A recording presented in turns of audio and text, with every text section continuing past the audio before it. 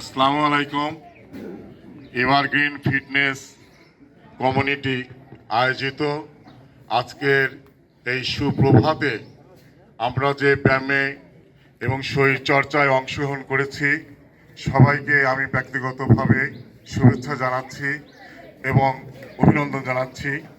আমাদের সকলের জন্য পরম করুণাময় আল্লাহ তাআলার কাছে দোয়া করছি যেন আমরা যেন প্রত্যেক দিন এভারগ্রিন ফিটনেসের এই শরীর চর্চায়, এই ব্যায়াম আমরা অংশগ্রহণ করার আল্লাহ তাআলা যেন তৌফিক দান করেন এবং আমরা যেন সবাই সুস্থ থাকি এবং ভালোভাবে আমাদের জীবনকে অতিবাহিত করতে পারি, সেই প্রত্যাশা।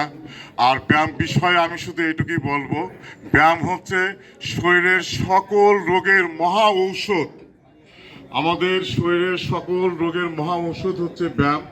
একজন মানুষ সুস্থ থাকার জন্য ব্যায়ামের কোনো বিকল্প নেই। ব্যায়াম হচ্ছে শরীরের জন্য একটি অপরিহার্য।